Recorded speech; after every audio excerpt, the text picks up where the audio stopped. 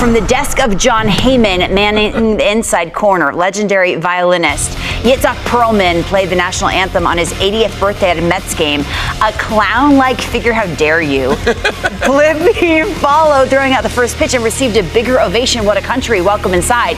I'll have you know, Blippi was so popular, they couldn't just have one character play him. They had to make multiple. Well, I learned something. I mean, I think the average age of that crowd was about 11 because Blippi was so well received. And Yitzhak Perlman, who might be the greatest violinist over the last 100 years, it was like you could hear a pin drop. I mean, come on. This is him. Blippi's an icon, though, John. Both icons.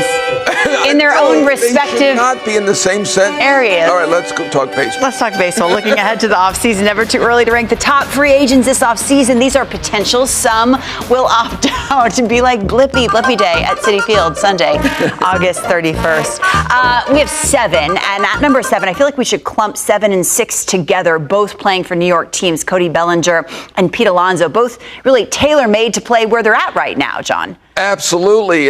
Both 30 years old. Alonso in his second free agency, as we know. Bellinger, 30 in his third free agents already. They already have had the qualifying offer, so they won't have that weigh them down this time. Bellinger's had a terrific year in the Bronx. In fact, one Yankee person told me he's our best player. Now, that's obviously an exaggeration, but he has been really good in 4 spots. He's got an 837 OPS. Terrific season for him. I do think he would stay in a big market, whether it's the Yankees or the Mets would be a fit too, because they have 2 free agents, certainly one in center field, one at first base, and we're going to get to the first base one in second. But Bellinger told me the other day that he wants to play for a winner. That's his only prerequisite. Alonso, I'm sure that's the same thing. He's having a terrific season, an 860 OPS, terrific. He has been much better this year than last year when he had his first free agency and it didn't go as he liked. He's got that opt-out at 1 and 24. He will obviously opt out. Several teams could be a fit for him beyond the Mets. The Mets make the most sense, as you mentioned. Certainly the Yankees have a free agent at first base. The Mariners, the Rangers, possibilities. Robert's team, the Astros, I've heard whispers. Christian Walker's doing better now, so I think that's a long shot, but certainly he should have a much better free agent market. I feel like Robert will keep track of number 5 for us. During commercial breaks, John, we try and figure out what a Framber Valdez contract would look like. What do you think? Well, I'm sure that they're going to compare him to Max Fried, who got the record for a left-handed free agent at age 32, $218 million. Framber is 31 years old, and I think he's quite a bit underrated. Since 2020, he has the most wins, and this is a little bit of a surprise, the most innings pitched per start, even above Wheeler and Webb. So, I mean, this is a terrific pitcher, 12-7 with a 3.18 ERA.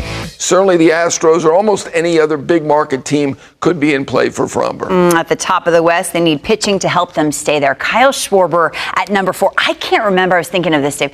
I can't think of a time when Dave Dombrowski, a president of baseball operations, was this adamant about someone staying and their love organization-wide from top to bottom for Kyle Schwarber. It just shows the player and the man. Yeah, absolutely. He's terrific in the clubhouse and on the field. I mean, he's arguably the MVP. Certainly, there is a big case again for Ohtani, but 49 home runs. He's been terrific. That is a great place for him. I think it'll be a surprise if he goes anywhere else, but I mean, 943 OPS, 119 RBIs. Alonso's second, by the way, in RBIs in the National League, but 119 already. What about the American League East, Bichette? This is interesting because I feel like when they signed Vlad long-term, we all thought we'd directly go to Bichette, right? What does that mean for his future now, a couple months later? What does it mean? Well, I'm not sure that it carries over. Certainly, it's a possibility to stay in Toronto, but a lot of teams should be interested in Bichette. He leads the league in hits. This will be the 3rd time if he leads the league. 172 hits, hitting over 300 in a year where almost nobody's hitting over 300, playing a good defensive shortstop. But a number of teams could be interested because he could switch over to second base. He could switch over to third base. So I'm not even going to get into the names of the teams because it could be one of many, many teams. But certainly Toronto should be interested in bringing him back. Red Sox chasing them in the East. I feel like we just found a new home for Alex Bregman. Will we be finding a new one, and where will that new home be? He's number 2 on your list. Yeah, I kind of hope not. Not that I have any stake in this, but I mean, I think he fits Boston perfectly with that ballpark. Young team, a great leader. He makes incredible sense. I mean, obviously he was out for a while with an injury. He still has 16 home runs and an 848 OPS. Also, no qualifying offer for him. He is 31 years old. I mean, the teams that were interested in him previously were the Tigers and Cubs beyond the Red Sox. Now, Shaw is doing better at third base, so I'm not sure about the Cubs, but certainly the Tigers and other teams looking at third base could be a fit. It does feel like Boston is the best. He liked that ballpark better than Detroit. I remember that last year. Kyle Tucker's number one, 28 years old. What's the years for Kyle? What's realistic right now? Oh, it's hard to predict. Obviously, he had that injury that set him back, and he wasn't himself for really almost a couple of months. Didn't say anything about it. It finally leaked out. But 853 OPS overall. I mean, he is one of the most, if not the most consistent position player in baseball. 21 home runs. I mean, we're going to look at big market teams now. Obviously, the mark is the $500 million for Vladimir Guerrero Jr. Toronto had to bring back Vladimir Guerrero Jr., who's an icon in Toronto, so he had a negotiating edge. I don't think he's going to get to $500 million, but I think $400 million might be realistic. But even though Schwarber is number one in terms of who's had the best year, Kyle Tucker is the number one free agent because he's still in his 20s. All right, Dodgers Nation, buckle up, because today we've got one of those rumors that could completely shake up the Dodgers infield and maybe even solve one of the biggest issues we've been seeing all season long. Imagine this: Bo Bichette, one of the most talented shortstops in the game, wearing Dodger blue in 2026. Sounds crazy, right? But here's the thing, it's not as far-fetched as it seems. The Blue Jays haven't locked him up to a long-term deal. The Dodgers are exploring upgrades in the middle infield, and a trade proposal that just dropped might actually make a lot of sense for both sides. Now, before I dive in, let me throw this at you guys. If it meant giving up Tanner Scott and top prospect Alex Freeland, would you pull the trigger on Bo Bichette? Drop your thoughts in the comments, because this one is going to divide Dodgers Nation. Here's the deal. According to a recent trade pitch by Athlon Sports, the Dodgers would send lefty pitcher Tanner Scott, who's been struggling this season, and their number 5 prospect Alex Freeland over to Toronto in exchange for Bichette. On the surface, it feels like a blockbuster. And honestly, it might be exactly the kind of bold move Andrew Friedman is known for. Let's be real, as good as this Dodgers roster is, we've seen sloppy defense creeping in, especially in the middle infield.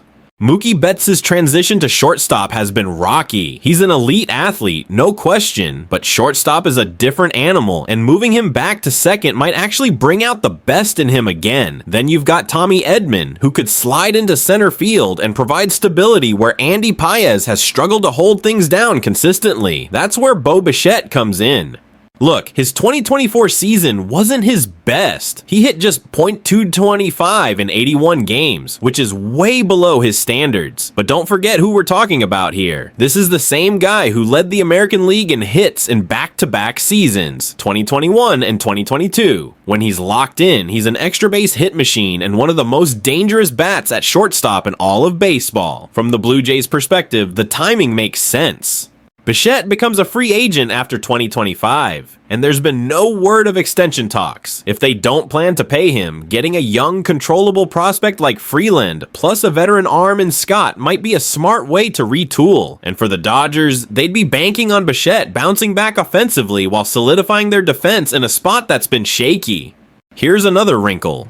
Moving Tanner Scott clears some space for the Dodgers to reconfigure the pitching staff, especially with the possibility of Shohei Ohtani taking the mound more often. That's a double win. You upgrade your infield while creating flexibility in the rotation. Now, let's not forget, Andrew Friedman doesn't make moves just to make moves. This front office looks at cost, control, and impact. Bichette is only 27 years old in his prime and could give the Dodgers both a defensive upgrade and a proven bat. The question is, do you believe his struggles in 2024 were a fluke or a sign of decline? For me, I see upside here. Bichette in Dodger blue makes a ton of sense, especially when you think about pairing him in a lineup that already has Mookie Betts, Freddie Freeman, Shohei Ohtani, Will Smith, and Teoscar Hernandez. That's terrifying for opposing pitchers. So Dodgers Nation, I gotta know, are you in or out on Bo Bichette? Would you trade Scott and Freeland for him, or would you hold off and trust the current infield to figure it out? Let's hear your takes in the comments. Smash that like button if you'd love to see Bichette at Dodger Stadium, and don't forget to subscribe so you don't miss any of the latest Dodgers news and trade rumors. Because trust me, this offseason is going to be wild, and this might just be the first big domino to fall.